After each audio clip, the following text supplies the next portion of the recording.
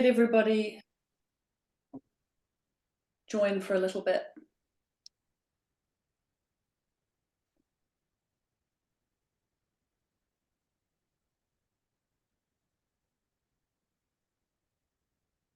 Okay, we're just going to let a few people jump on. We've got some people coming in already. Welcome everybody who's joining us tonight. Very excited to have you all here for this very special occasion to talk about heritage seeds with the amazing Kay Baxter. Okay, just as a few people are joining in, it would be so wonderful if you wanted to just drop us a note in the chat box to say where you're from and if you can hear us all good.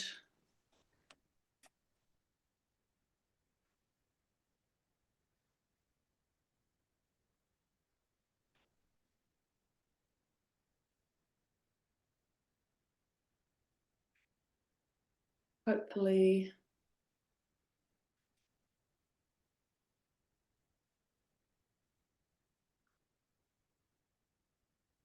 Okay, we've got a few people joined now.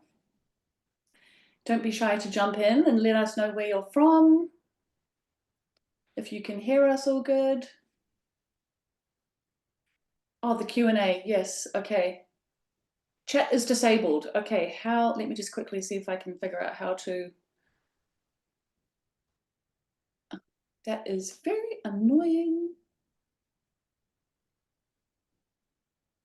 Oh, there we go. That should work now.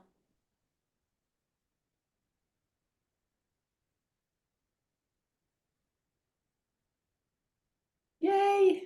Awesome, the chat is working. We have liftoff. Awesome, we've got people from Whangarei, Wairarapa, Rotorua, Papakura, Parnell, Kapiti Coast, woo! Whanganui, Otago, Christchurch, oh my gosh, amazing. Wellington, Tararua, incredible. Okay. All right, awesome, we have liftoff. So, thank you everybody for being here tonight. This is a very exciting opportunity. Kay and I have been busy making some notes and have come up with a framework to take you all on a little journey into the world of heritage seeds. And we thought that we'd divide this hour, the next hour, into 4 parts, which I'll introduce to you in a second. And then at the end of the hour, we really wanted to make this webinar an extremely practical and useful opportunity for everybody to bring gardening questions, to talk about the growing season ahead, what seeds might be great to plant at this time of year. We literally have Kay here who can answer all questions in relation to gardening. So make notes as we go, or feel free to drop them in the chat box if you've got questions. I will be keeping an eye on the chat box as we go while I'm interviewing. And then, yeah, there's loads of time at the end for questions. So would be so awesome to have a great big old conversation with you all about the growing seasons ahead, resources for growing regeneratively, resources that Koanga's got to help you, and any questions you might have around the heritage seeds as we go through the next hour. So welcome everybody, thank you for being here. Kay, how exciting to have you on. This is the beginning of lots of webinars to come with the new Koanga subscription shape.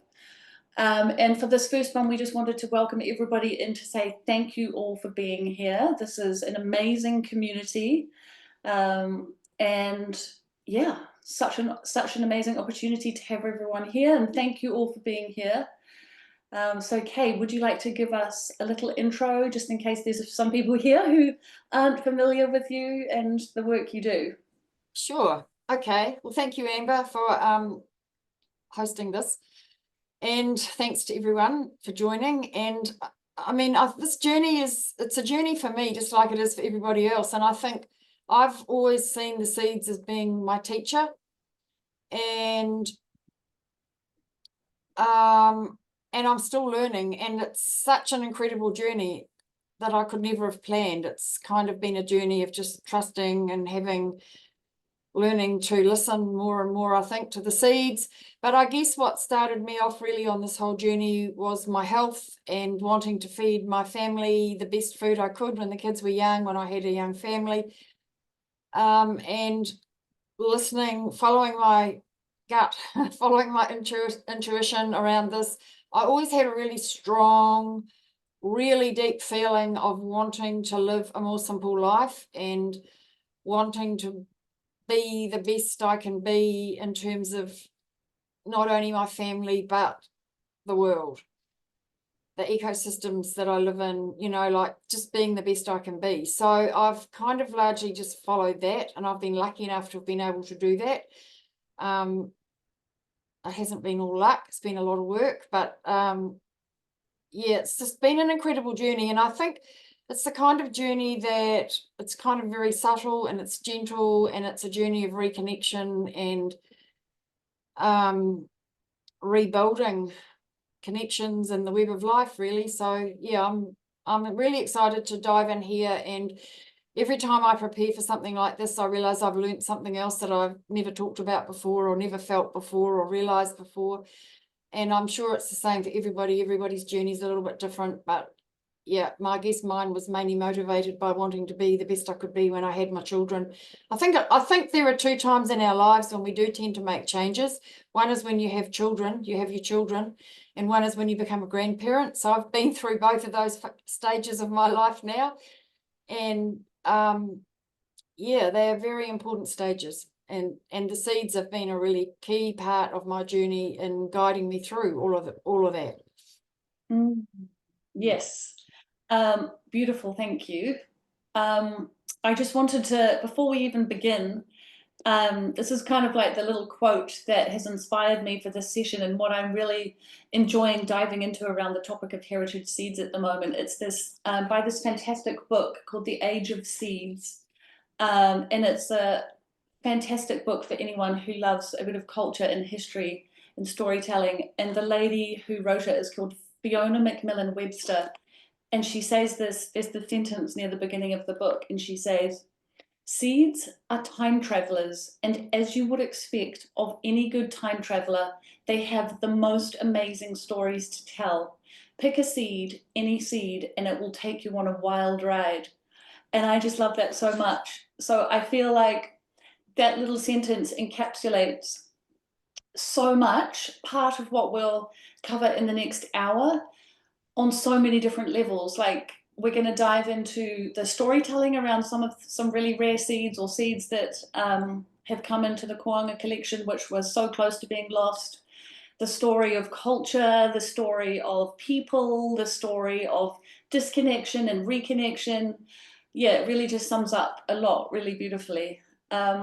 So for the first part of this hour, we're going to be diving into not too much, but a little bit of where we're at culturally right now, and the level of kind of disconnection, I guess you could call it, culturally, ecologically,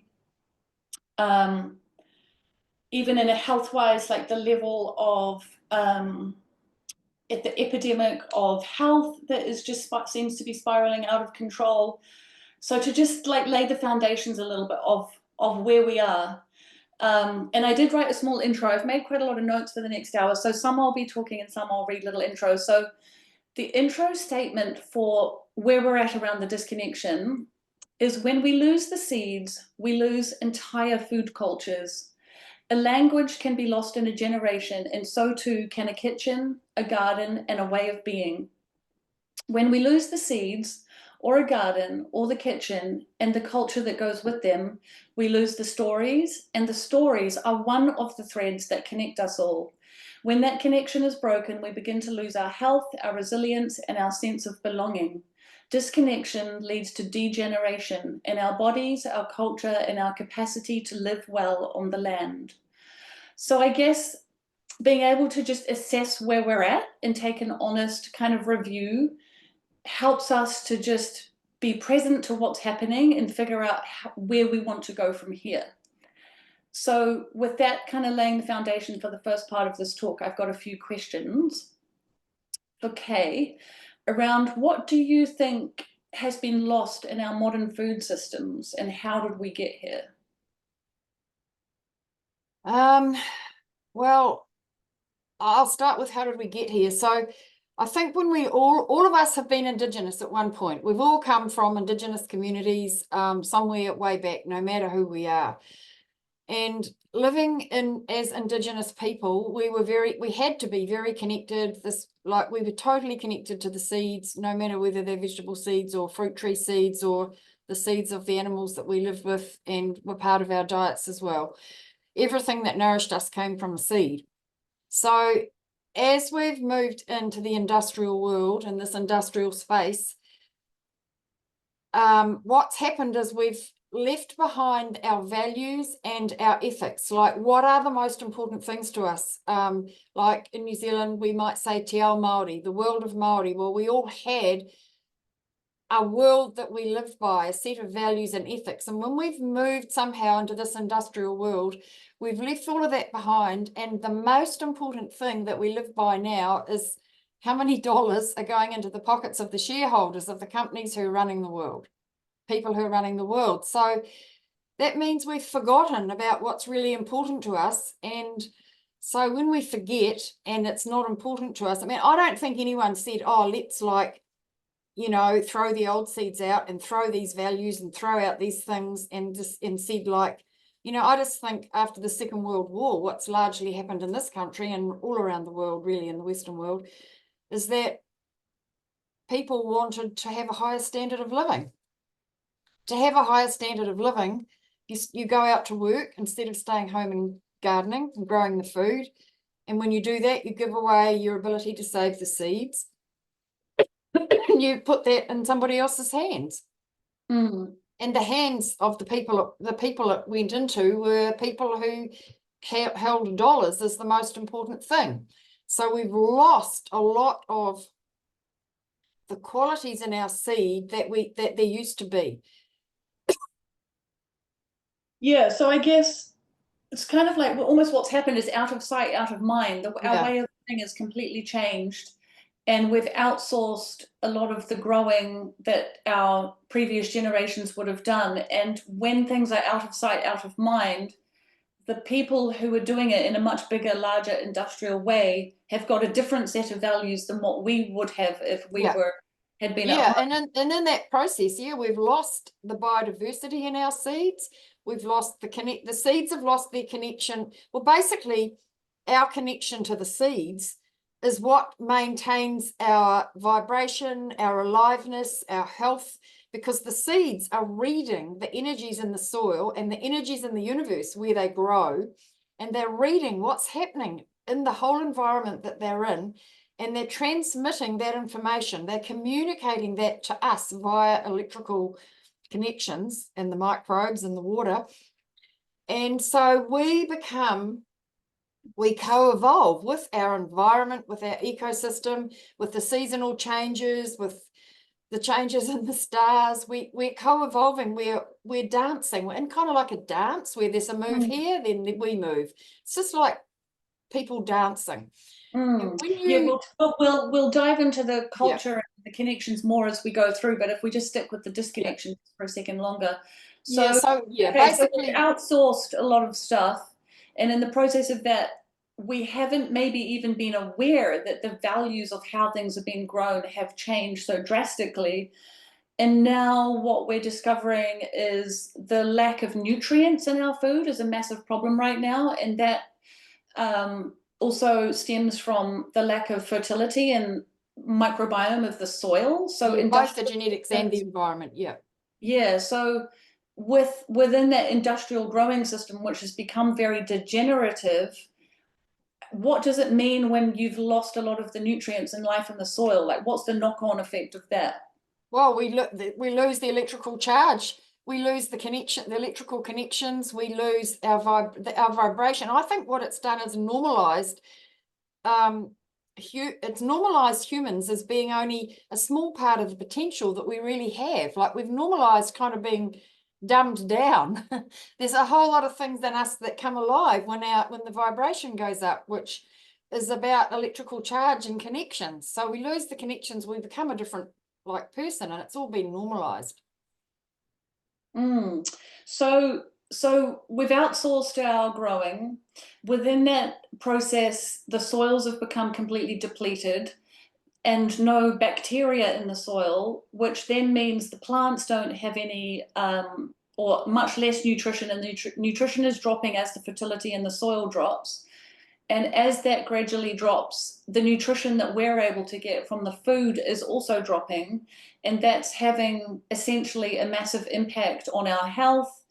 So I think, I can't remember the exact statistics, but Dan Kittredge was talking about back in, I don't remember the year, but, 20, 30, 40 years ago, the nutrition of a carrot was X amount. And now the average nutrition of a carrot, you'd have to eat, 45 carrots or whatever there's a lot it of was to research get and the a lot same. of science now that shows that everything, we've lost more than 90% of the seeds we had for a start. The health graph is matching the top, it's matching the lack of minerals in the soil. It's way down. We're literally on a knife edge around what the quality of our soils, the quality of our food, our seeds, and our health. And all the graphs kind of match up. So it's very important to begin to find ways to heal. Yeah. Okay. So the fertility's dropping, the nutrition's dropping, health is at a critical point. Can you just touch on biodiversity and why the loss of biodiversity, why does biodiversity really matter? Well, it's the whole web of life as we know it on Earth is biodiversity. It's like a huge diverse set of things all linked up. It's like a blanket is a whole lot of threads going one way, and the warp and the weft. They're all connected and they're all in there together. If you take half of them out, you've got not such a strong blanket. It's not going to keep you as warm, and it's going to wear out faster, and it's not going to work as well. So it's like biodiversity in our seeds, in our environment, in our soils, in our forests. I mean, the whole thing is held together by biodiversity. It's like biodiversity is life itself. And if you lose one thing, you lose seven more, I think, because they're so connected, everything's so connected. So that's another knife edge that we're on is, I mean, an example with seeds is if you start breeding seeds to breed F1 hybrids and genetically engineering seeds, what you're effectively doing is in a laboratory, you're getting rid of a whole lot of the genetics that are in the seeds and focusing on the ones that make you the most money or the production. And so you're losing the genetics, which keeps our seeds resilient, that hold the story of our lives, that hold who we are, the whakapapa. They no longer have the connection with having been through millennia and being adapted to climate change. And in many cases, they don't even have the ability to pick up all the nutrients in the soil that they need to be resilient seeds and that we need to be resilient people.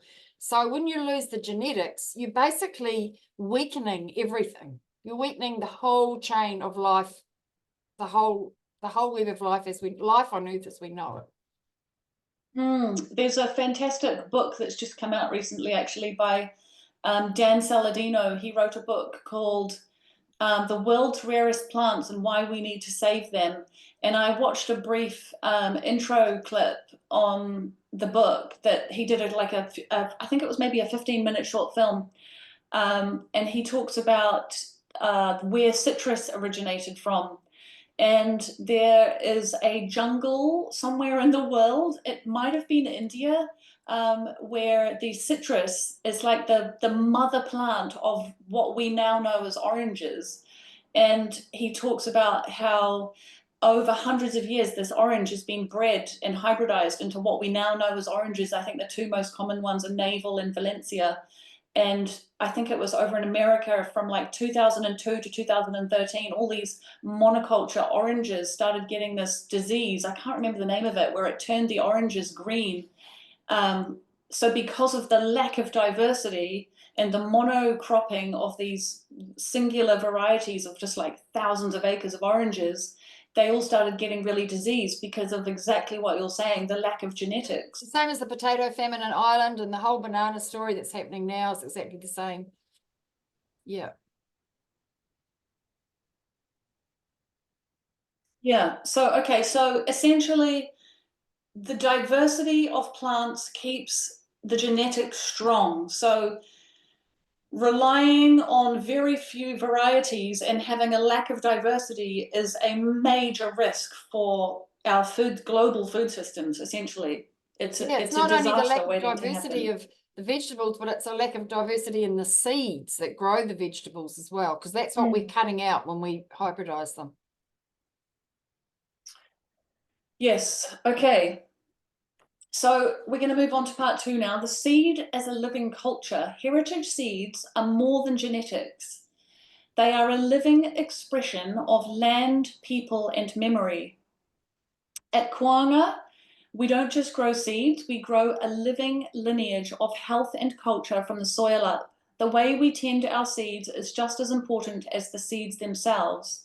This coevolution in practice, people and plants shaping each other over time. So I think a beautiful thing as well that when people think of food, we think of ourselves and food, and when we think of seeds, we think of seeds as an isolated thing. But what people don't realize is that seeds and people have co-evolved over millennia, and the seeds are us and we are the seeds, and how those two things are intricately entwined. And the story of the seeds is the story of us. So my first question for this part of the conversation would be, let's talk about what is a heritage seed, because this is quite a controversial question, and there's not one definition of what a heritage seed is. So maybe start with, where should we start? Do you want to start with what is a... Yeah, I think so. Really, I think there's 3 parts to this. really important question, and it's one that my idea about what a heritage seed is has changed quite radically over the last 40 years. I mean, my understanding as my journey with the seeds has deepened and I've become more and more connected, my understanding has changed. So at the moment, my understanding is, and the other thing that's happened is that the world is now at a place where the word heritage makes you more money. So a lot of people are labeling things as heritage, but it actually means the way they're using that word is quite different to the way we're using it. So it's a bit tricky. So my understanding now, the value of a heritage seed lies in the connection of that seed to you and your family and the land and the ecosystem where you live, because it is the seed that connects your ecosystem, your soil, the energies of where you live with your body or your family or your whānau or your community. Like, yeah. So, and that's one definition, but what's happening now is most of the seeds on the market are grown. They were once somebody's heritage seed, like maybe 40 or 50 years ago, maybe 30 to 50 years ago, most of them I would say, were somebody's heritage seed. And it's super sexy if they've come from Italy, you know, they might have been some Italian heritage seed, and they got found by an industrial seed company, probably in California, but that's moving more around the world now and to Africa and other parts of Europe.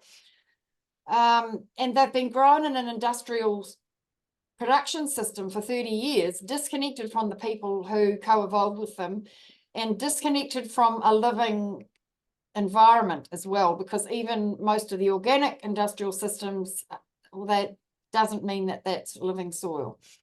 So that I don't think, I mean, you can take that seed and over years and time create that as one of your own heritage seeds, but it takes time. It doesn't happen in a year or two. My understanding from watching some of the things that I've done, like when Amber was a baby, when Amber was little, was the time when I was bringing into New Zealand a few seed lines that we had missing in our heritage collection here.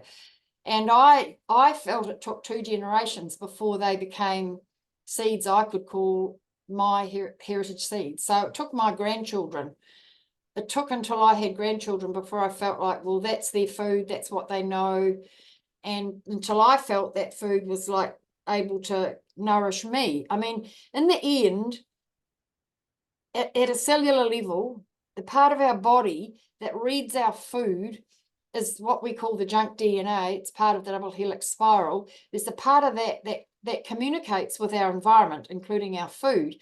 And those connections are only made through generations. The connections and the ability to communicate are like neural links that happen through repetition, time after time after time, of knowing that food, eating that food, grandmother passing that food on. You know, like it builds connections or electrical like links in our DNA, which means we're able to be nourished by that food. And so it's all about saving our own seeds and choosing what works best in our own soil and for our own bodies, because we've all got different whakapapa, and what nourishes us best is connected to our own whakapapa and what our ancestors ate. So I think, so for me, heritage seeds really it's really only a true heritage seed if it's a seed that's connected to your environment and your people and place. Otherwise, what value does it have? It's just a name.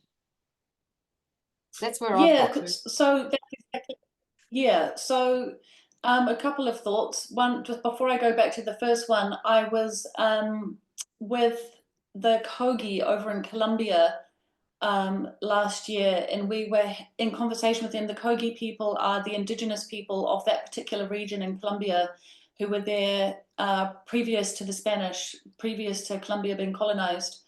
And we were in conversation with them, with my friends Santi and Leia, who have a beautiful not-for-profit charity over there, who are helping them to regenerate the land, Jaguar Siembra. And we were talking to them about seeds and food, and they described seeds really in such a beautiful way. They were saying how the seeds hold the codes for the territories, is the way they described it. And so that's really what the definition of a heritage seed is. It's a seed that is grown in a certain place that holds the codes of that place, which is exactly what you just said. So it's a seed that has a connection to people and place. And when that process occurs, there's a culture that springs from that. Yeah.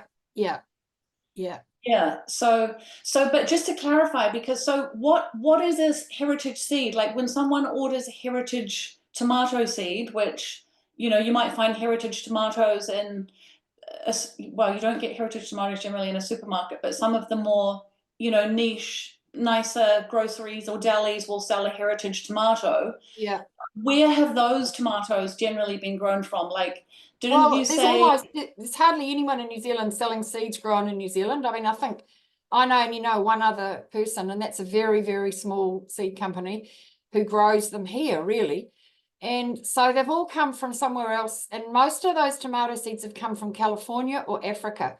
And they've all been grown in places where there's very low humidity. And I remember one year, this is probably 30 years ago, the New Zealand Herald did a big feature, a weekend feature on heritage tomatoes, and they were giving heritage tomatoes a really hard time, because what they were seeing was that they were getting very badly diseased. Everyone was complaining about their heritage tomatoes. Well, the value of heritage tomatoes can only be if they're New Zealand heritage tomatoes grown in New Zealand for many generations and adapted to our high humidity situation.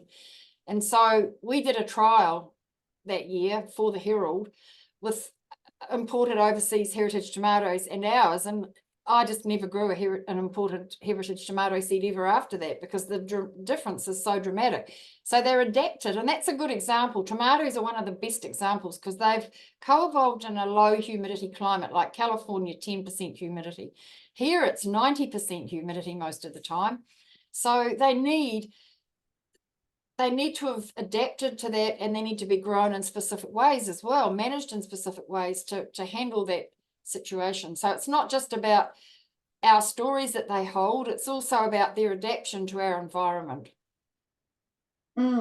Yeah, I think so growing up and eating tomatoes. So just to clarify, in the Koanga tomato collection, for example, there's 37 different varieties of tomatoes. That's this one's And in the catalogue. We've got 150.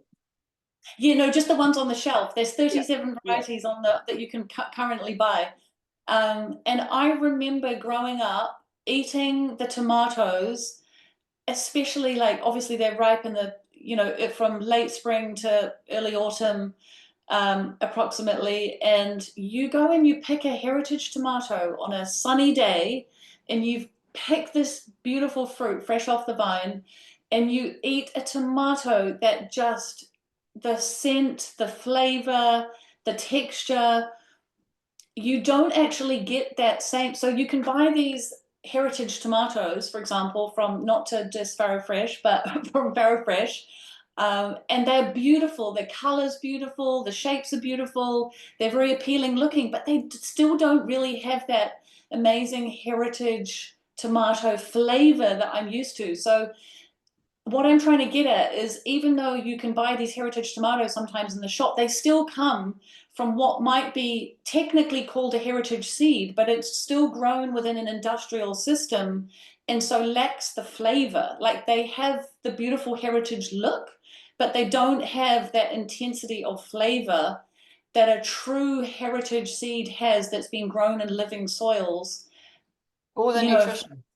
Yeah, and within a regenerative system. So I guess that is the kind of the difference between an industrially grown heritage seed and a heritage seed that is truly adapted over many years, grown within a regenerative system, and it has that incredible depth of flavor and nutrition. Yeah, I think I agree. But I think there's something else that people really connect with, and that I see when people, like, every seed in our collection has been gifted to us by somebody who valued them so much they wanted them to keep them alive and make them available to other people again.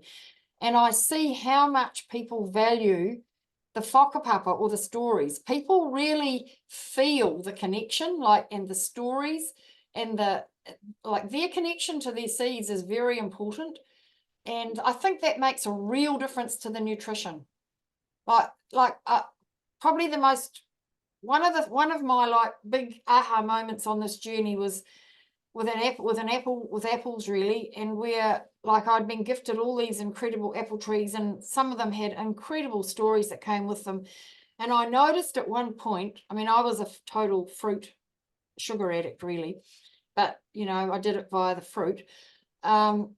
And I remember picking an apple one day and being conscious and realizing for the first time that when I picked that apple, the whole whakapapa, or the story of that apple, went through me on a cellular level, and it actually affected who I was. It actually makes a difference to know the whakapapa and to know the story.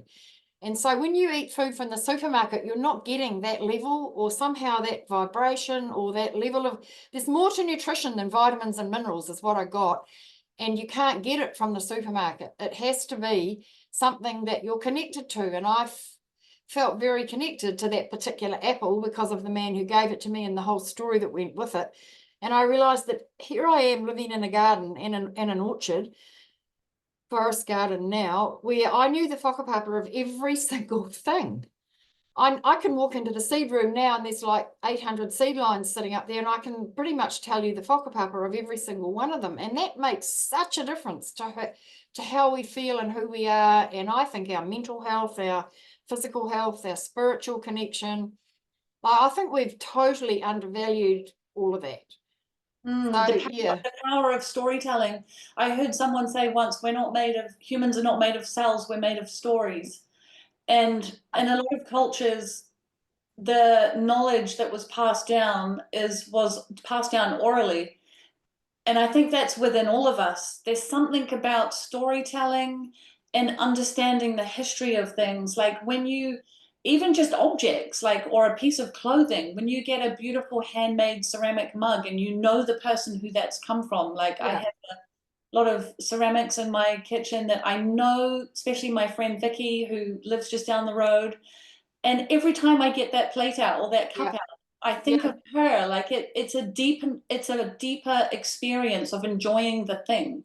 yeah. The I same with think kapa haka does that in the Māori world too. Kapa haka is so amazing, and I love it, even though I don't understand it all, or they're not actually my stories often, but it's such a powerful thing. Mm. It's Yeah, and really, it's something that we're looking forward to diving into actually at Koanga.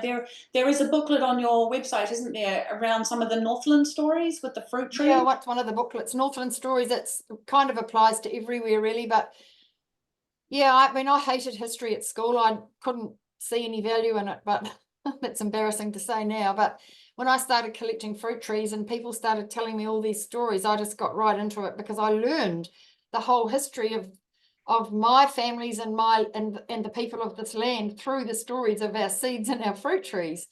And it's kind of, you know, and the waves of settlers, each wave of settlers, right from the very earliest ones, brought their most precious food plants with them. And so the food plants are connected to waves of settlers that came from certain places, right from, you know, all the waka, from the earliest ones to the latest ones. And it's such a fascinating story. And I think now, even now, people coming into this land are still like sneaking in their precious seeds in the hems of their skirts and various, I mean, it's not as easy to do now because they got sniffer dogs in the airports, but it certainly happened a big time throughout our whole history.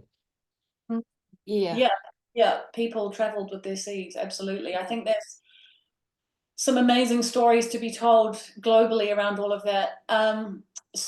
Okay, so heritage seeds. So we've got deeply regeneratively grown, incredible New Zealand adapted heritage seeds like you have in Koanga. There's a few other places now growing various things as well that they've been able to, source or been gifted or whatever. And also some have come from Koanga to start their own things, which is awesome in different communities and businesses. So in terms of the coevolution of people and seeds, what does it mean to co-evolve with a seed? Like how do we co-evolve? And also I think this is a really important question because there's a seed vault over in, I think it's Svalbard, and Yep. which technically is a great thing because if, the someone pressed the button on a nuclear war, obviously a lot of plants would be wiped out, praying that never happens. So there would be a backup of lots of different seeds. However, climate changes over time, and when things are not grown out, they come out of a freezer, from 100 years ago, and they're not adapted, not only to the climate, but to us. So can you just elaborate a bit on that of like, what does it mean to co-evolve with seeds? Yeah, okay. Well, I'm going to use the example. I just saw a comment. I just want to comment on it. It's came up about the first Pinot Noir grape was smuggled into New Zealand, but I'd just like to say we've got that Pinot Noir grape here, growing here. It was sent to us eventually. But anyway, so I like to use the analogy of the beehive because I think it's really easy to relate to. So normally a beehive, bees live in the natural world and they go out and they forage and they know how to choose the best food for them. They know how to pick the nectar and the pollen that has a high Brix, nutrient dense. They know the diverse range of plants that bring the antibiotics and all the good things into their hive to make a strong beehive. And the queen then reads all of that information from what she's fed, and she then creates the next generation, and it's adapted in a way based on the information coming in from the food, from the ecosystem that beehive is in. And that's how humans have always lived until relatively recently. Our food came from our own environment, all of it, pretty much all of it, and we read that food via, the electrical connections, the vibration. We read that food and we adapted to the changes, the subtle changes over time, seasonal changes, annual changes, long-term changes in our own environment. So it's like that dance I talked about earlier. But what's happened in the bee world now is the beekeepers requeen their hives every year. So the bees are now no longer able to react and build a new queen and a new generation in relationship to the information coming in from their environment. It's being determined by queens that make the most dollars for the beekeepers, that makes the most dollars in the end, rather than what keeps the beehive strong and resilient for the long term in that ecosystem. And that is, I believe, a major reason why we're having so much trouble with bee health now all around the world. It's one of the reasons. So it's the same thing with us. So coevolution is the practice whereby we are totally connected to the energies of our own ecosystem via a healthy gut, incredible local food grown in healthy soils.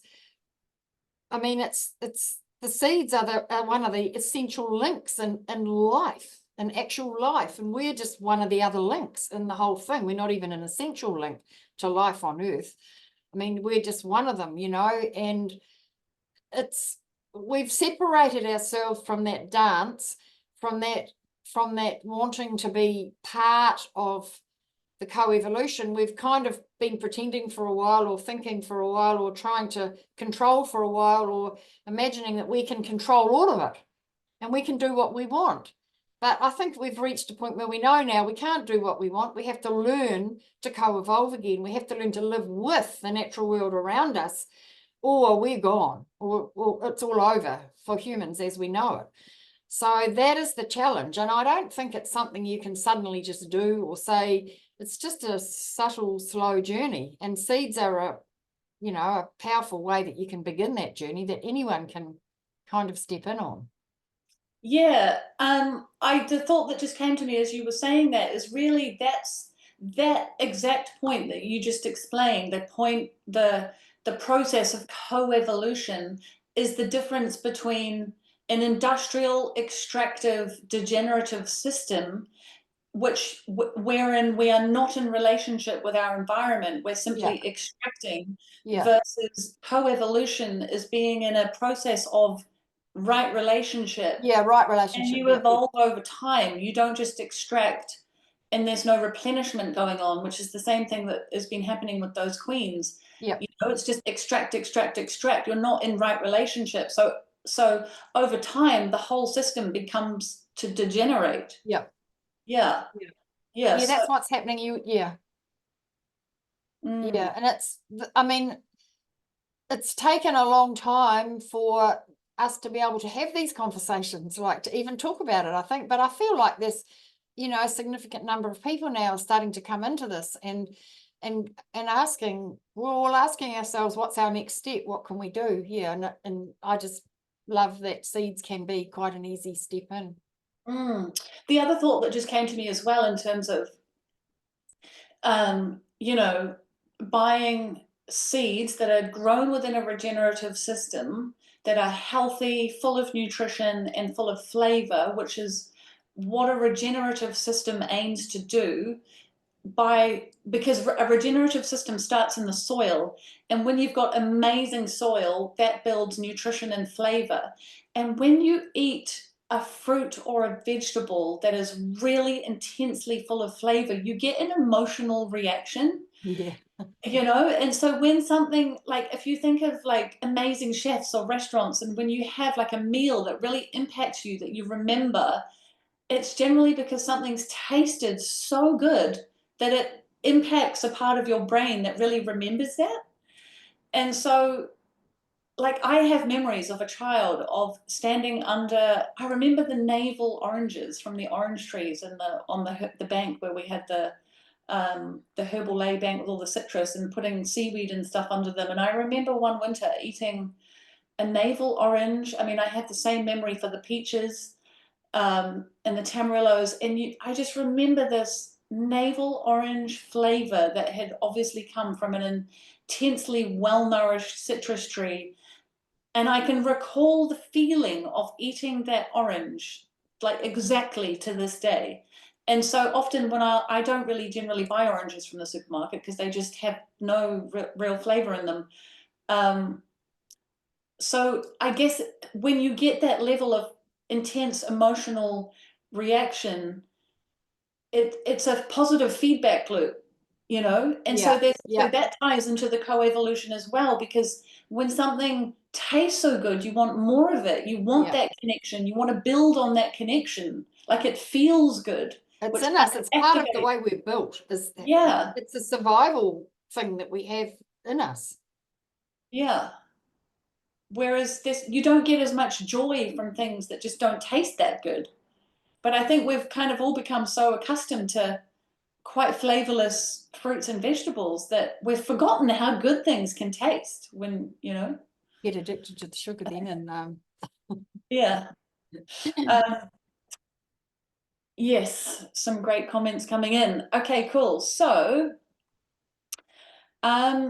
there's another part of coevolution in the process that Koanga does, as I like to use the word seed steward as opposed to a seed keeper, because I think I posted a story recently on the Koanga Facebook page around the Kāngamā corn, and I think this is such a beautiful thing that no one really talks about, which people, there was a lot of arguments that ended up happening in the comment section, but also a lot of beautiful feedback as well, which ties in with the co-evolution conversation around culture and story and passing the story on.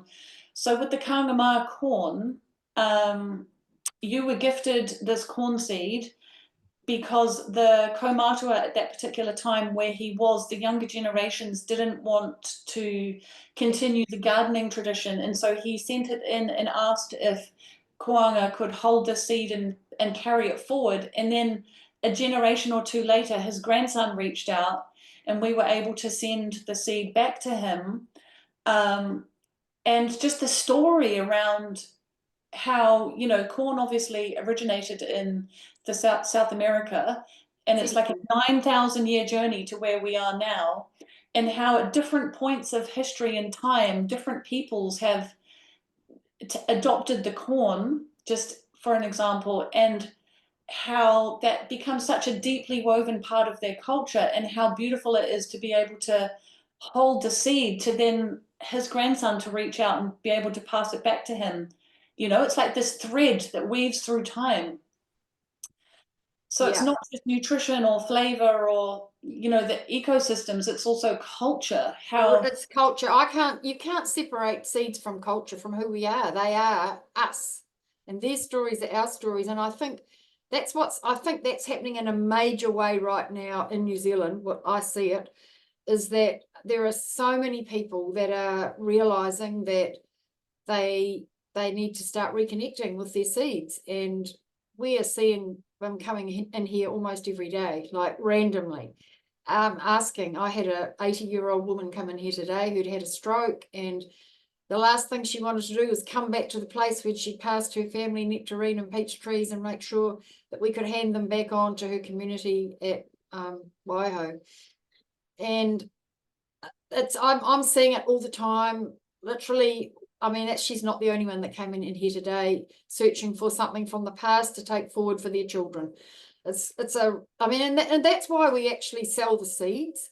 Like, there's a big difference, I think, between holding seeds in a seed bank, which is like Svalbard, which no one here is ever going to get access to them in a disaster, and keeping them in people's gardens. Like, they have to be in our gardens to keep them alive, because it's our connection to them on all kinds of levels that keeps them alive and us alive.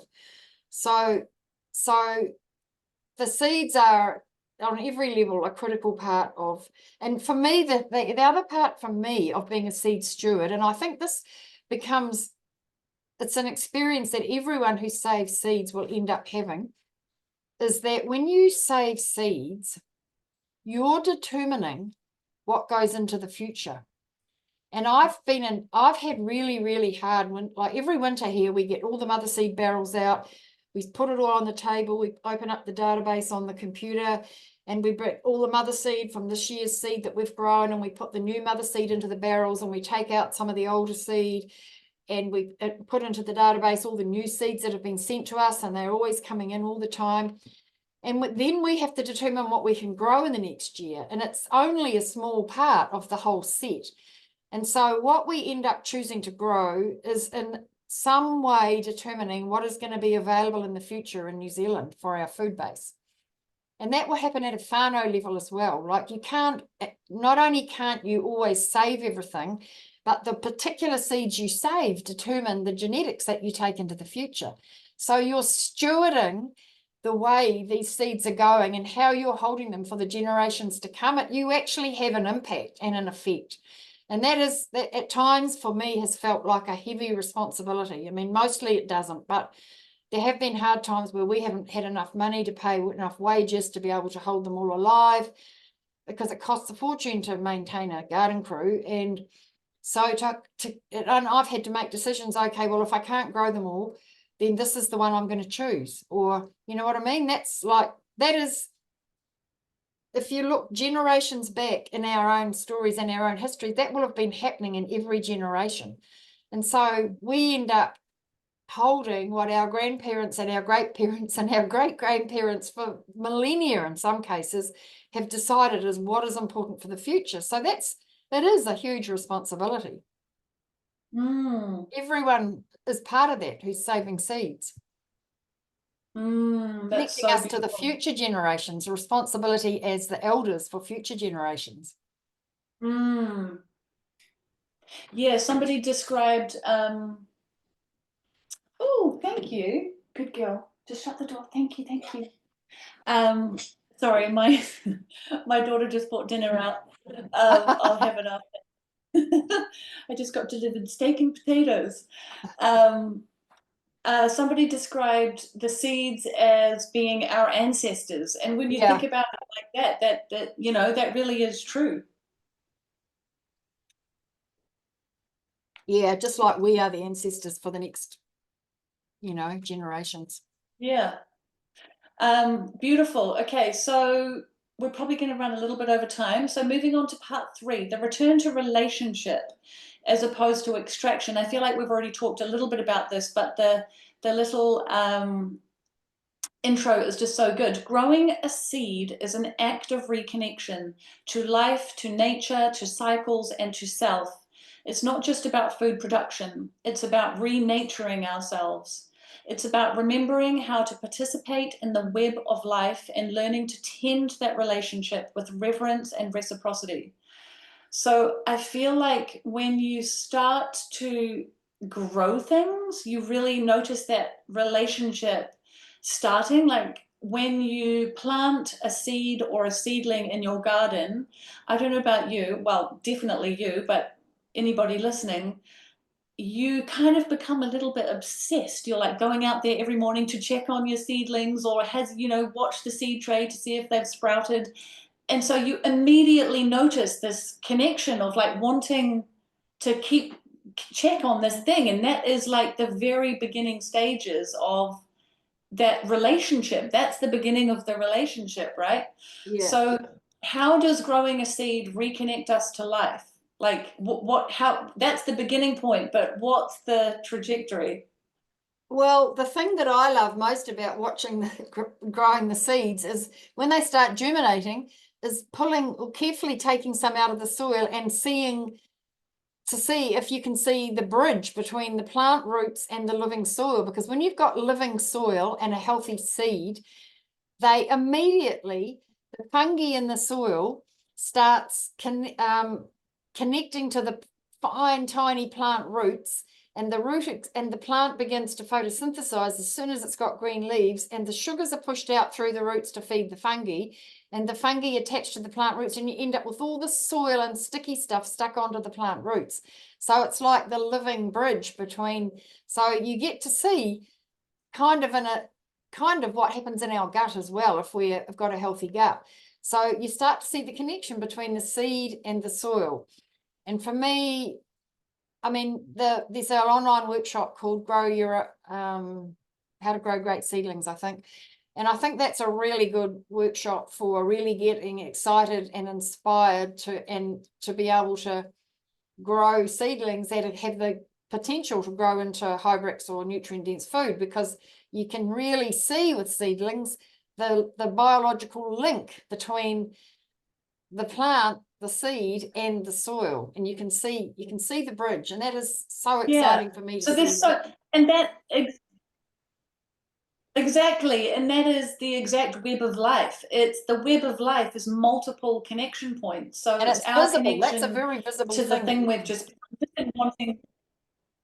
yeah. Yeah, and then the initial connection is the plant roots with what the process you've just described, the connection from the plant roots to the life in the soil. And then as the leaves sprout, it's the connection between the leaves and the photosynthesis machine and the light and everything All the around it. information coming in from the universe.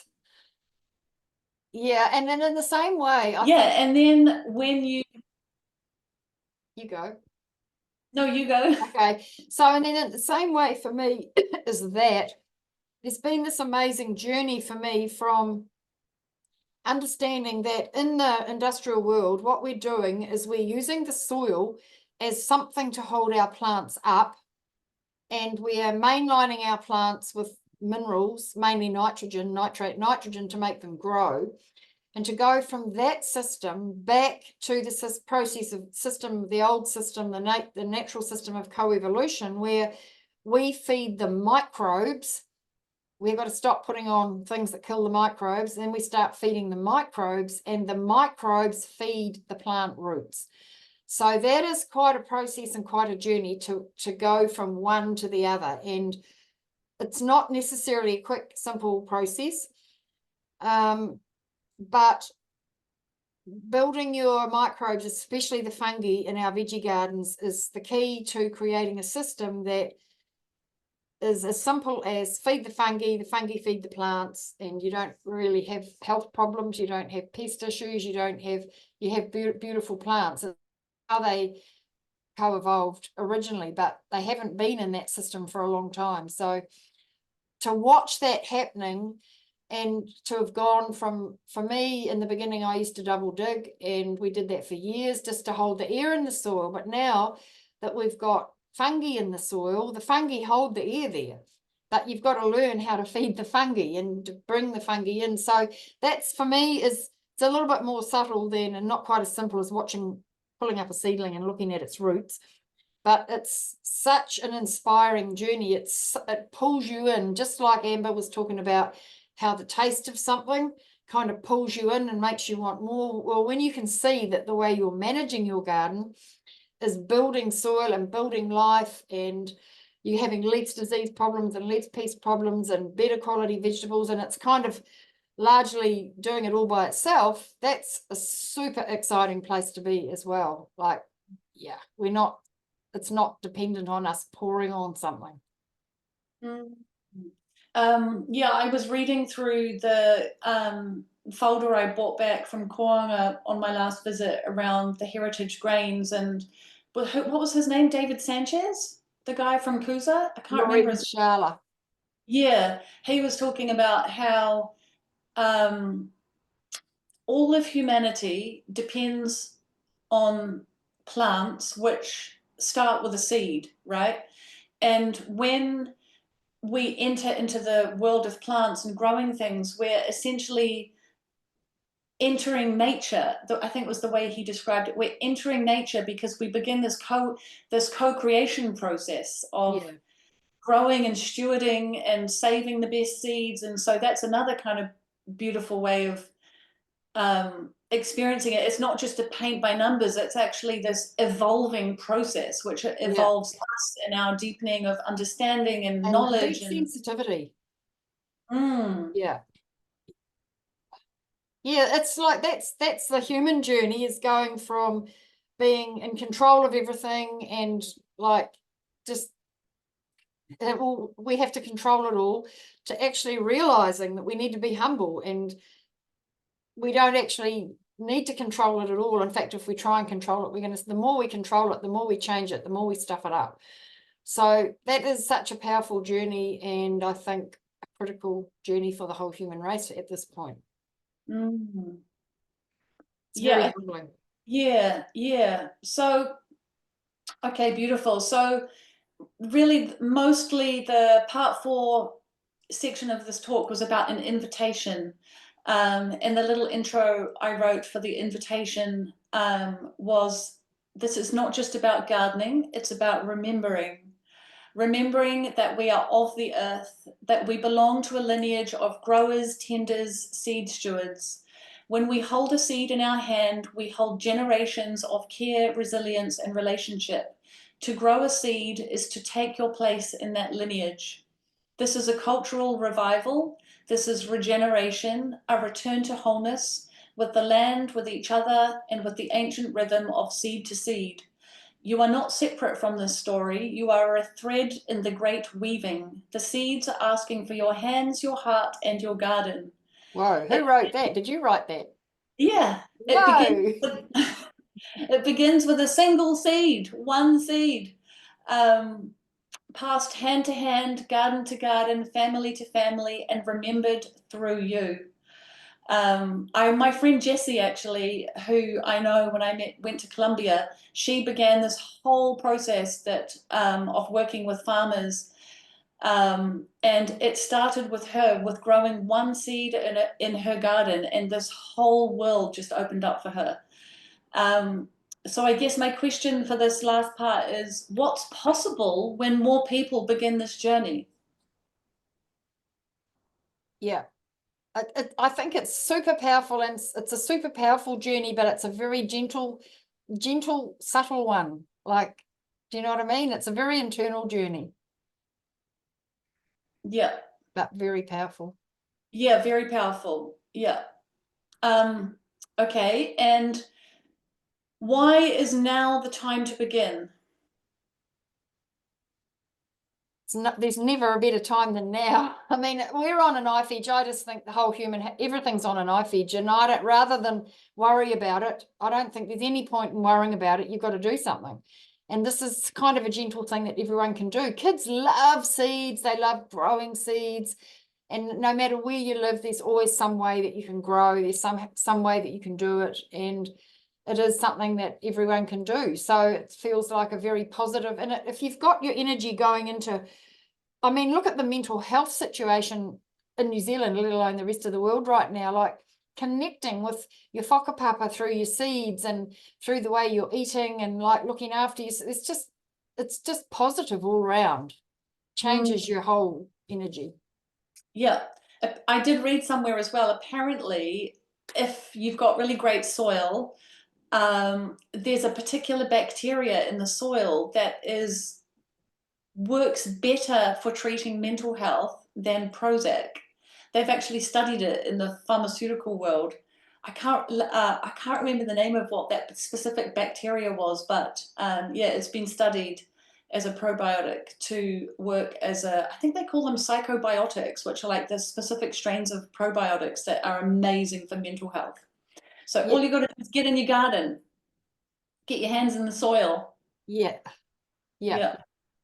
Amazing. There are a few really good little questions which I will come back to. I haven't forgotten those. So we're moving on to the last part now, which is the practical support and guidance. And I will, if anyone's got any questions, start to chuck them in the chat box. So there was one which I'll address now, actually, the course. I think you mentioned the Growing Great Seedlings course. So Yeah. it's on the Koanga website under online courses, but all of the courses I'll send out to everyone who's been on the call. I'll send a follow-up email with all the resources that we've spoken about. But there's a sale on for 24 hours or something, or 48 hours, or yeah, there's actually a sale on. We've launched a sale. So yeah, so what support tools and resources does Koanga offer to help people succeed? I feel like I am such a great example of, during the lockdowns, I ordered a bunch of soil and it was just the worst soil. And I've been on a journey ever since to try and correct the soil. So I think for lots of people, you think, oh, I haven't got a green thumb. It might be nothing to do with your green thumb or lack thereof, but simply that you've been given terrible soil like I was, and now you've got to go on a journey to try and figure it out, how to improve the pH balance or the life in the soil, or it could be multiple different things. So what resources does Koanga have, and where's a good place to start? Well, there are different places you can start. Like some people for some people, we've got a really large range of booklets, which are relatively cheap. I don't know, $15 to $20. We've got actually a knowledge base on our website, which is free. And we've got booklets and books, a really incredible set of booklets and books, which pretty much cover everything. And it's an integrated set. So everything integrates with everything else. So the Koanga Garden Guide is like the Yates Garden Guide, but it's for regenerative practices, and it talks in all the heritage food plants. And then there's garden planning, and there's beginner gardener booklet, and there's how to grow nutrient dense food booklet, and there's all kinds of titles there. Then we have our online workshops, which are incredible value, and we've had amazing feedback from them. A lot of people have done them and are doing them, and they cover all the basics for gardening. We're actually by Christmas, we're hoping to have up a new masterclass, the seed saving masterclass, which I think will be the first in the world. But in the meantime, we have there the gardening masterclass, which covers all aspects of gardening, regenerative gardening. It's made up of individual workshops, and you can either buy them individually or as a whole set. And we've got the health and wellbeing masterclass, which includes traditional food storage and processing, and herbal beginning introduction to growing all your own herbal medicine, and also how to design a nutrient dense diet. So there's a lot of stuff there now. I think incredibly high value online workshops, but for the people, there are always people that just want to come and do an hands-on workshop, and we do have those as well. Yep, if you look at the hands-on on-site workshops, we have a pretty good range of those. I mean, it's more difficult to get into those because there aren't very many places, and they're usually full. So be in if you want to plan on get on one of those this year.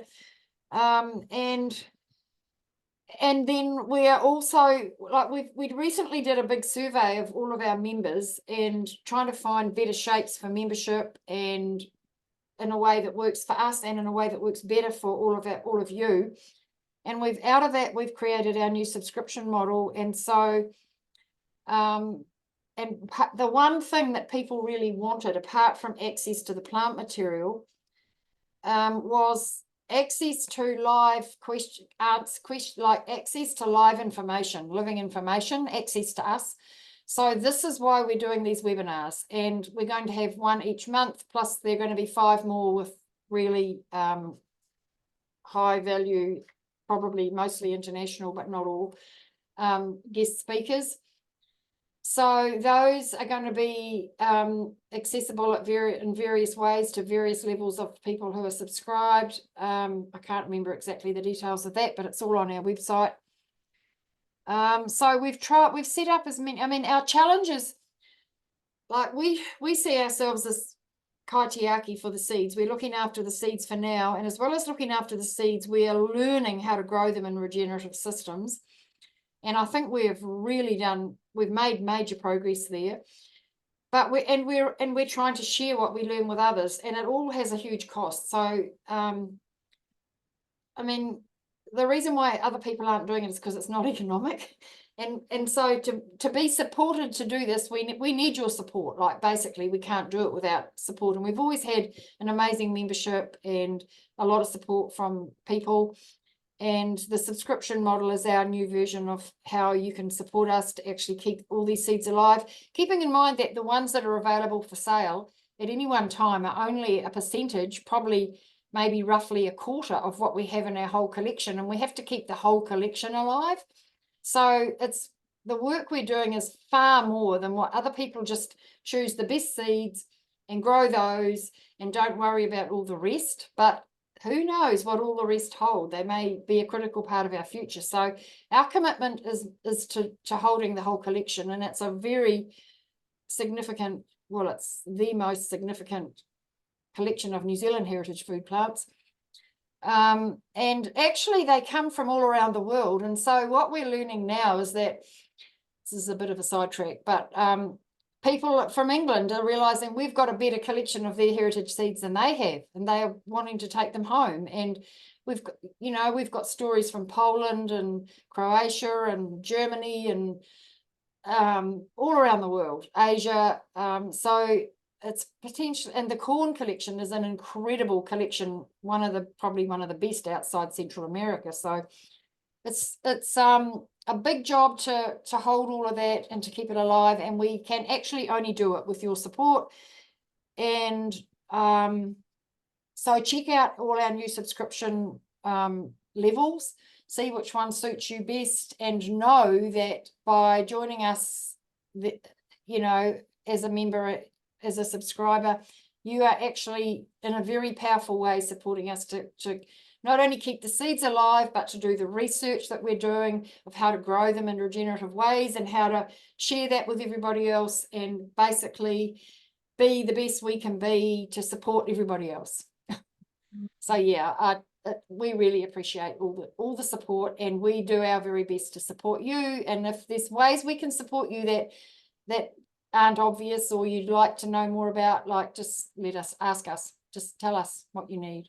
We'll see what we can do. Beautiful. Yeah, so there's online courses and in-person courses. Someone did ask a quick question of, is there places to stay for the in-person courses? You can stay at Koanga, either camping or there are also, like, if you want to bring a camper van or something, or a tent, but there are a few places in the nearest town, but it's about a 25-minute drive, I think. So yeah, 20 minutes. Yeah, most people, almost everybody either brings a tent or a camper van, or a lot of young people now are staying in their vans. Sometimes we have cabins available, but not very often. But that's how and some people stay in the camping ground, and Wairoa is a good place to stay, but you have to book well ahead. It's hard to get in Wairoa. So if you were a bit of a beginner, so we've got spring coming up.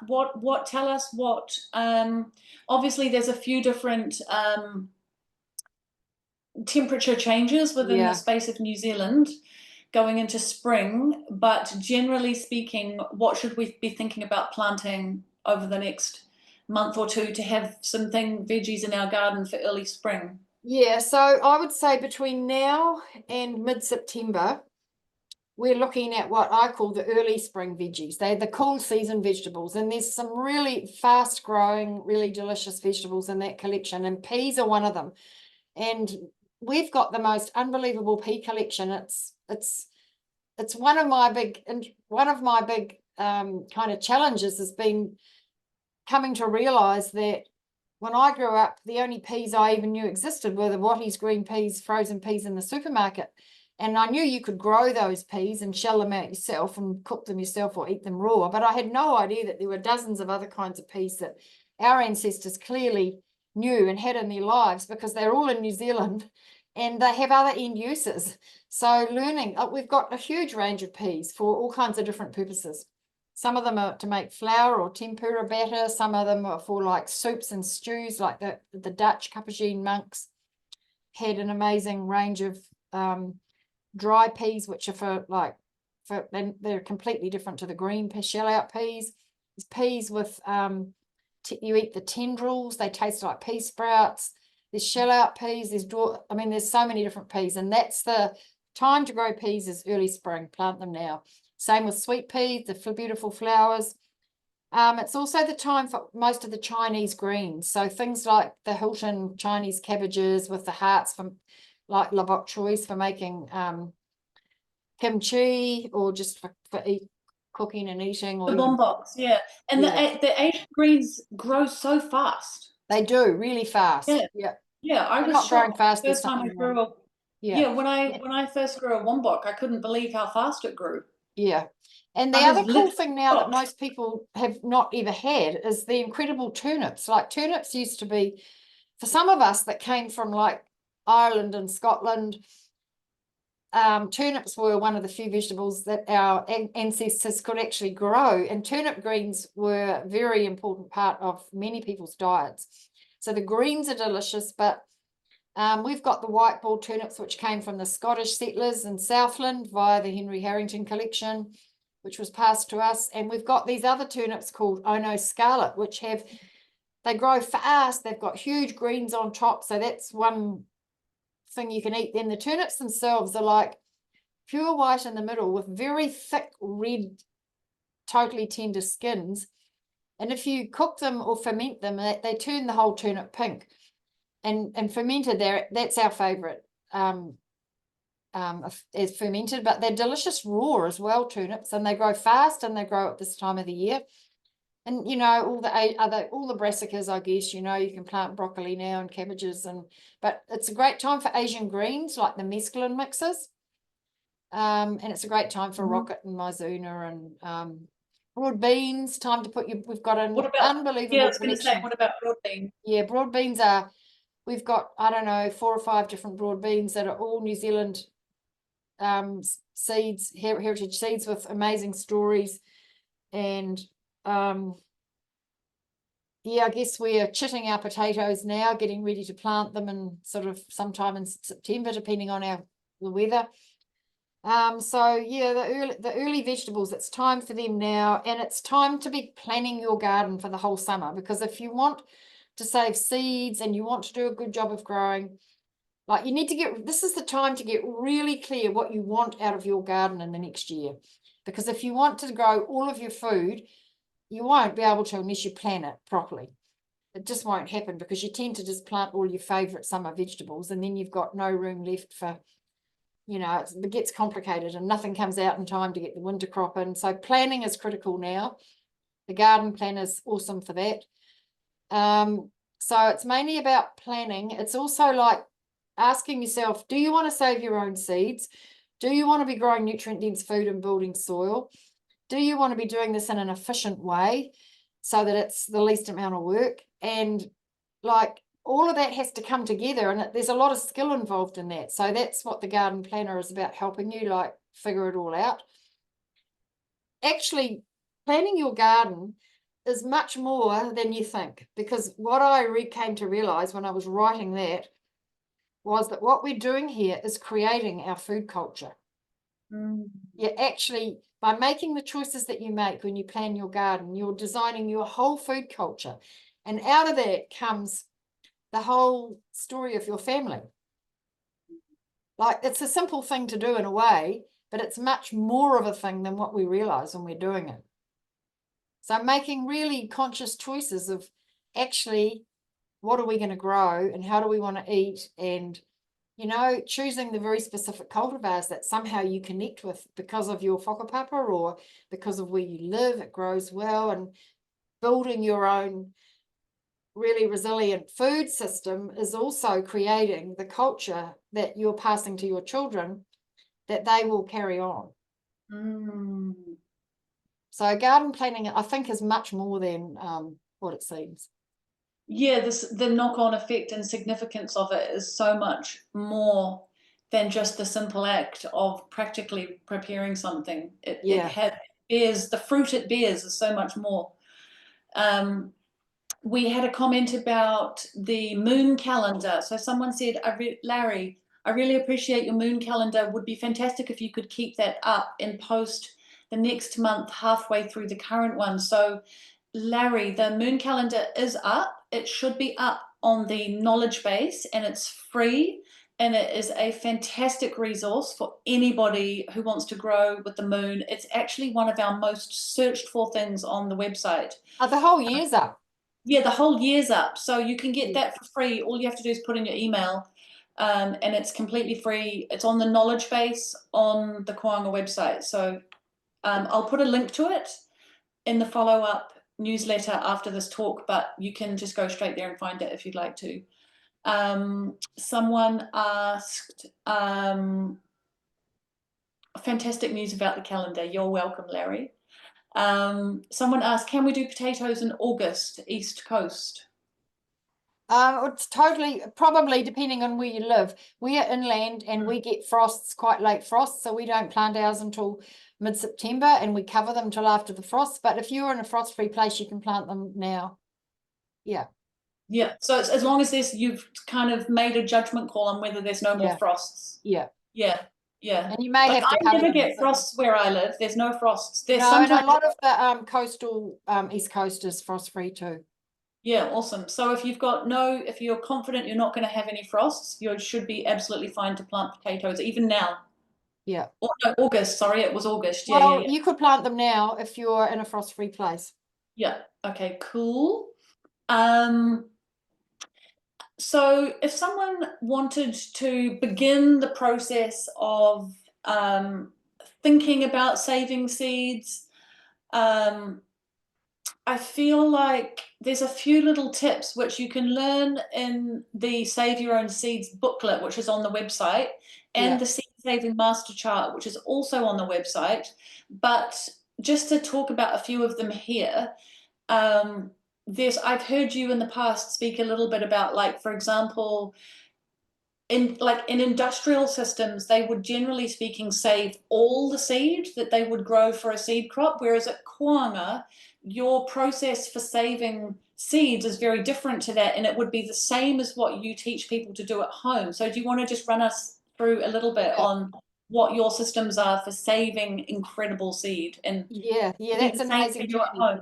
We've filmed all of that over the last 5 years, and it's going to be in the new seed saving masterclass when it goes live, probably not till Christmas. But yeah, so every step of the way, we're doing everything we can to make the seeds better.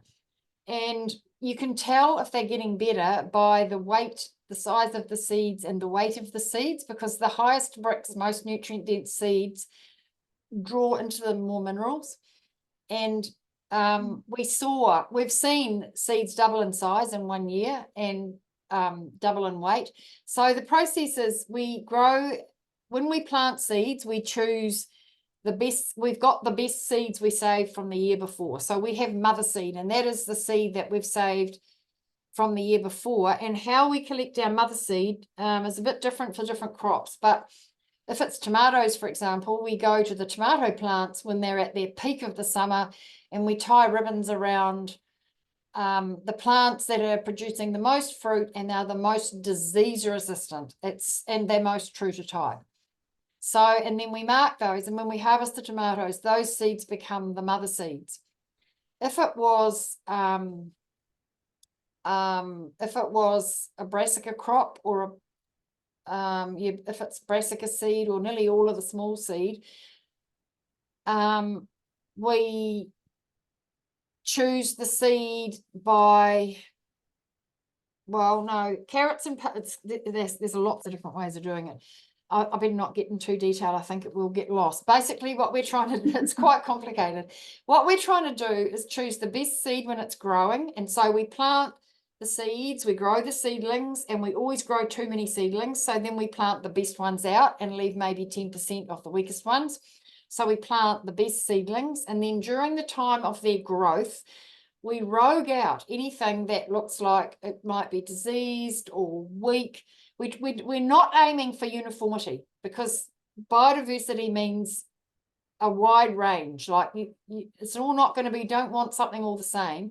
We're not roguing out for things that are different necessarily. We're only roguing out for things that look really weak, and that they're just like, if it's a cabbage, for instance, if it never forms a heart, well, it's not much use. So rogue it out. You don't want that crossing with a cabbage that has a good heart.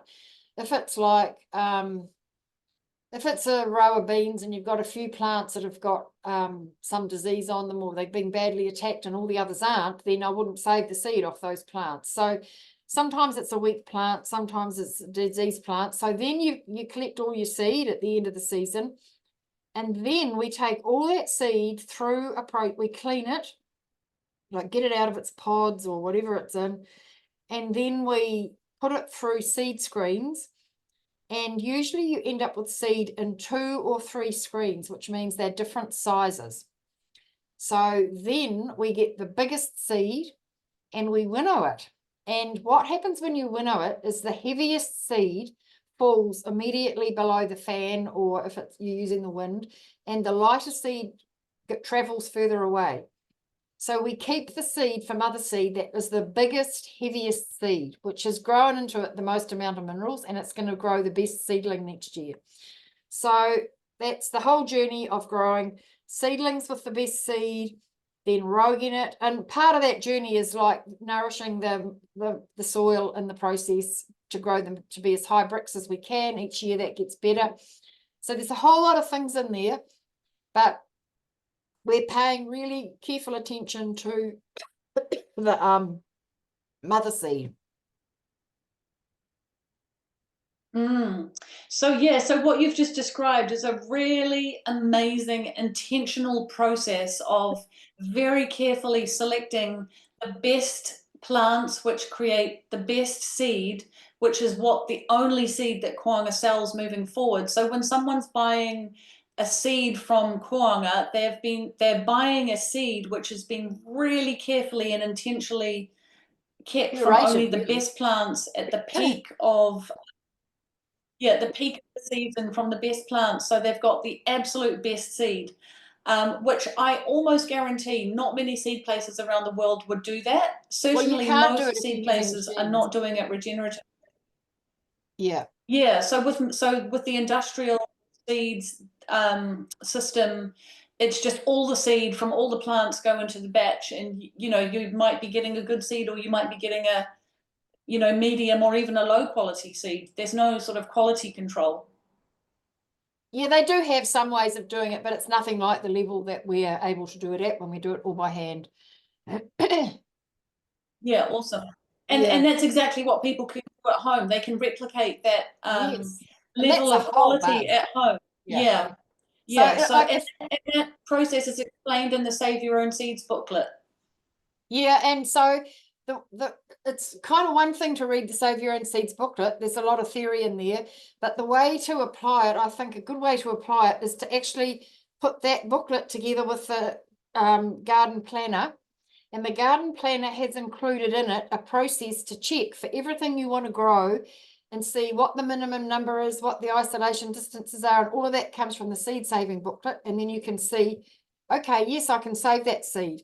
Well, no, I can't because I haven't got a big enough area, or no, it might cross with my neighbours. And then sometimes you might want to change it to something else. And so you just go backwards and forwards until you end up with what you want. And that designs your food culture. Awesome. Beautiful. Someone else also asked, so if anyone's got any more questions, chuck them in the chat box. Hopefully I haven't missed any. We've done the moon calendar. Someone asked about the books I mentioned earlier. There's one book by a guy called, and I'll put these all in the follow-up newsletter, but there was one book called Eating to Extinction by a guy called Dan Saladino. Eating to Extinction. I think it was Eating to Extinction, or it was, and it's about the world's rarest foods and why we need to save them. And then the other book is this one called The Age of Seeds by a lady called Fiona Macmillan Webster. It's a different sort of a book. It's more of a bit of history, how plants hacked time and why our future depends on them. They're both awesome books. There was a lot of comments about the Reams test. If Reams tests aren't available, what else can we do? Good question. So that's a very good question, and I'm glad it never got asked in the last 2 years. Because so when those Ream tests became unavailable, the bottom dropped out of our world a little bit, and it's taken the last 3. I've actually at home in my home garden been on a process for the last 5 years of trying to I have completely got off any industrial fertilizer. It was more than 5 years now, and we've developed in the last 2 years our own soil testing procedure. So this is one of our big new things that no one much knows about yet, but we're just about to start promoting it. On our knowledge base, on the Koanga website, on the knowledge base, I think has just been posted. If it hasn't been posted, it'll be up there within the next week, is our new Koanga best practice soil testing procedure. And at the very minimum, it requires a refractometer, which is not expensive. I think they're quite a lot less than $100 now, but there are other steps. And so we're using 4 things. We're using a refractometer, a pH meter, conductivity meter, and if you really want to get into it, a microbiometer, which measures if you want to get a soil food web test, it costs about $600. Well, these things cost $400, but Oh, wow.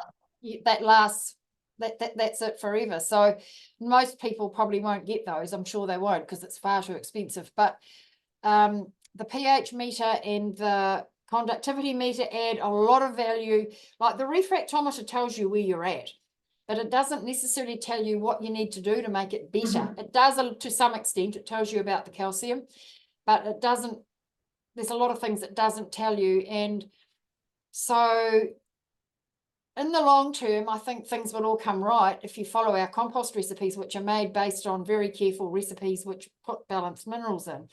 But it really helps if you've got a significant operation to understand what's happening, I think, and you'll get things right faster if you can make more intelligent choices.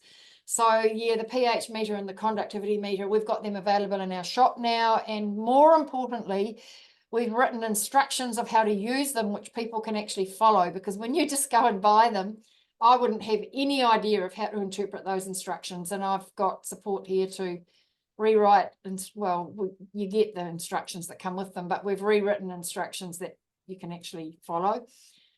So I think that is a major step forward, and it means you don't have to pay. I mean, it's an outlay, initial outlay, but it means you can do your own soil testing. And if you can find a way to share those tools with a group, you know, either maybe seed library groups or I don't know, any kind of a group of people that garden and share information and stuff, then you know, they're not that expensive that it's impossible. But the refractometer is critical. It's a critical one. So it tells you the bricks of your plants, and that is a reflection of the health of the soil and what's happening in the soil. And so if you do things and then keep testing, it tells you if what you're doing is working or not. And it was sort of heartbreaking when I first learned to use it, because I realized that most of what I'd been doing under the organic banner for my whole life had been a waste of time, because I wasn't paying attention to the actual critical things, which was mainly about available calcium and available phosphate. And when you pile on tons of seaweed and all the things that organic gardeners tend to do, you're just making it worse usually, because there's no calcium or phosphate in there, and the plants can't absorb all those other things in the seaweed unless they've got enough calcium or phosphate. So we've written a very simple basic guide to our best practice soil testing. And I'm going to be we'll do a webinar on that later on in the year when we know there's a few people doing it and following it, and we can ask questions and share experiences. I think that this is quite an important part of our journey, is learning to do without industrial soil tests and trusting more on nature and more on trees, because trees are the intelligent beings on the planet that build into their cellular structure all the minerals required to build healthy soil and healthy plants. I mean, in the past, it's the cycling of the tree leaves and the dead trees and the broken twigs and branches and storms and animals eating them and the animal manure is what's recycling minerals on the planet. And the problem we've got now is because we cut the trees down. And so, I mean, there's loads of ways of changing it, but trees are a very important link, and the Saramia wood chip has become a real key part of our whole process of remineralizing the soil, and we can talk about that in other webinars really. But yeah, this is an important part of it. It's not just about the seed. Yeah, someone just asked a question, what structural carbon can we use if we don't have corn stalks, etc.? I have pampas grass. Is grapevines good?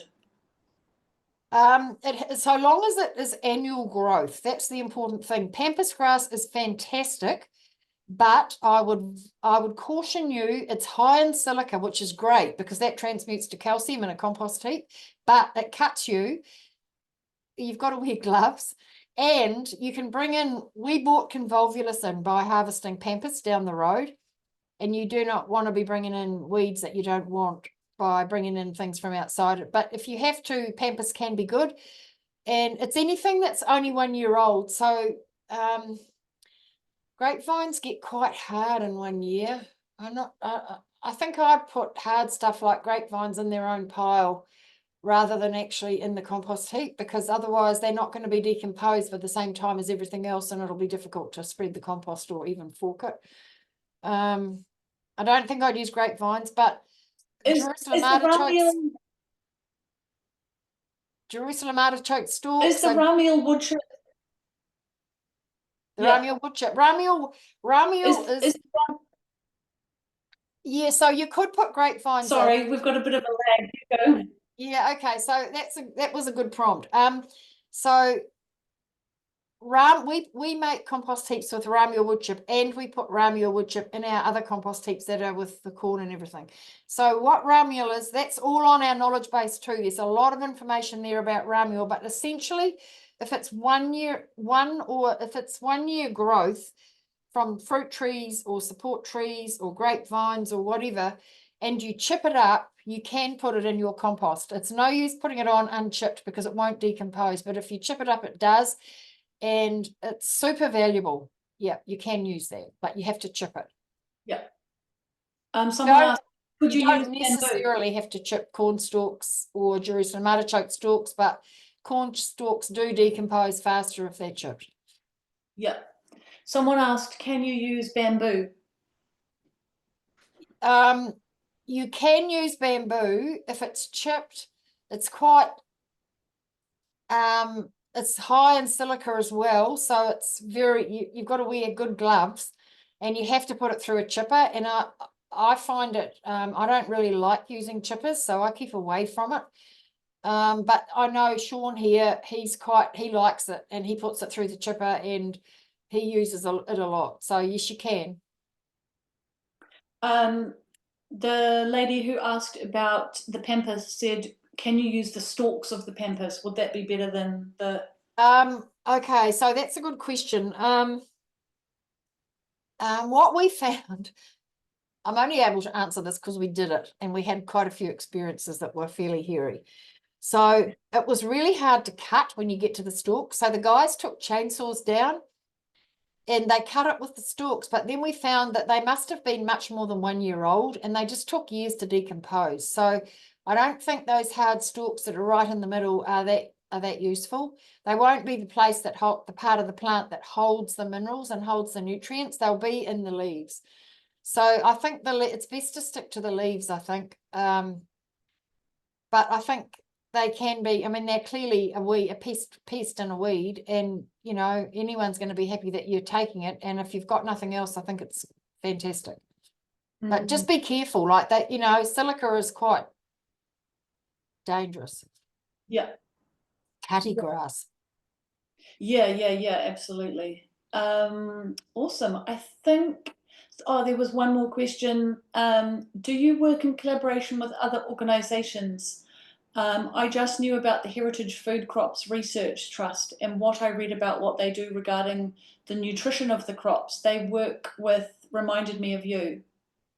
Yeah, we do collaborate with a lot of other people, and Mark Christensen, who runs that, was one of our trustees at one point, and we collaborate to a certain extent with them. I mean, I use their research. They've done amazing research. He's really good at getting funding, and he's been able to do a lot of collaboration and research with government organisations which have done a lot of testing for him, and it's fantastic. And yeah, we're collaborating with a lot of other people, a lot of other different organisations and people.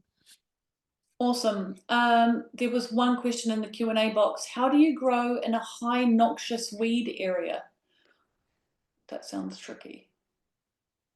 I would need to know a lot more detail, like that. You can't just necessarily, I couldn't answer that without knowing a lot more. Yeah, fair enough. Awesome. So I don't know if there's any more questions. I think we might have answered them all. If anyone's got any more questions, do pop them. So there was one question earlier on that I saw, which was relating to, are people going to be able to watch this later? Oh, and yeah. Basically, these are all going to get put up on our website, but they are going to, and this is, I can't remember who's got access to them, but it's, I think most people have got access to watching them later. I think all the subscription different tiers will have access to all the recorded talks. Just the lowest level of the first level of the membership subscription won't be able to watch the live talks, but they will be able to watch all of the recorded talks. So if you have a membership subscription, you'll be able to watch all of the recordings, which will be put there. One more question has just come in. How would you remove mold from saved seeds? Well, the first thing would be to make sure your seed doesn't get mold in the first place by drying it properly, because clearly they're too moist. And secondly, a way to avoid having mold in the seeds is to put chamomile in your jars of seeds. Chamomile is an antifungal thing. And then if they've got mold on them, well, you just have to dry them. And I don't know, it could have killed them, I don't know, but it depends. You'll have to try and germination test them, but just dry them. They're too moist if they've got mold. Oh, Laura just said, you mentioned about the stories the seeds connect us with. I got your kangama, and after you mentioned that little story about where it comes from, it makes me value them even more. See, the stories, they're so important. Do you think at some point you will make these stories available so we can all feel connected too? That is exactly what we're working on. Well, the stories are mostly already on the website, the descriptions of them, but we are working on Deeper storytelling, it just more storytelling. requires resources, which are always tricky. So the more people we have supporting us, the more faster we'll be able to do it. But yeah, we try and put all the stories on the website. You can't fit them all on the seed packets. Yeah, yeah. Yeah, there's a few stories like that we've posted, and they've just that particular story about the Koanga corn was viewed by over 90,000 people. It just went nuts, which just highlighted to us the importance of being able to pass those stories on, and the fact that people who may not have thought about it, like we had a lot of comments on that one post about, oh, I remember this corn from my childhood, and that was the corn that we made kanga with, and it like activates a whole lot of like childhood memories, which then sort of activate your thinking of, brings it back into your consciousness. It was really interesting. Yeah, that particular corn I regard as the most sacred seed in our whole collection, because when it was sent to me, I got this envelope with these seeds in, and they just looked like pearls, and I just cried. They were so, so beautiful. And all around the world, it's the white corn that has been regarded as the favorite corn, the sacred corn, and it's been used for so many things in so many ways, but it's always the favorite. And it's kind of, in the corn world, it's a little bit like, I mean, there's lots of beautiful, colourful corns, and colours are minerals, and they all taste different because they've got different mineral sets in them and different, but kangama is white, and it kind of very easily absorbs other flavours, and it's kind of more like, I don't know, it's a very easy one to love and get used to. And I always remember when it comes to corn and designing gardens and planning your diet and your food, I always remember what Joseph Land said. He's one of my heroes up in the Hokianga, Joseph and Catherine, who we're very connected to, and they've supported us for many years. They call themselves the corn people. And that I always remember when he said that to me, because it kind of shocked me, and I'd never thought about that before. And this is like 40 years ago. And because that's their main grain, that's their staple food that they live on, is corn. And so all the people in Central America where these corns came from, they were the corn people too.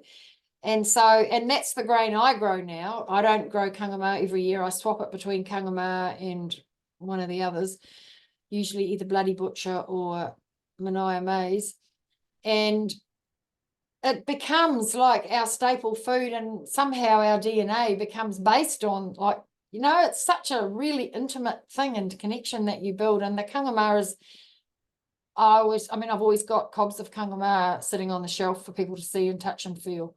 Yeah, I've seen those kangama corn seeds, and I would almost describe them as not being white. They're almost pearlescent. They're Yeah, like, they are. Yeah. they're pearly, like they're so beautiful. They're such a beautiful seed, and they're very like plump and pearlescent. They really are like pearls. Yeah, very beautiful. Yeah. There's a couple of questions around animals. I'd love to hear more about animal integration and feeding them non-industrially. That's one of the webinars we've got planned. If you look cool. if you look at the catalogue, which there's e-catalogues, and it's on the website. You'll see, I don't know which day it is, but one of the webinars is planned around animals.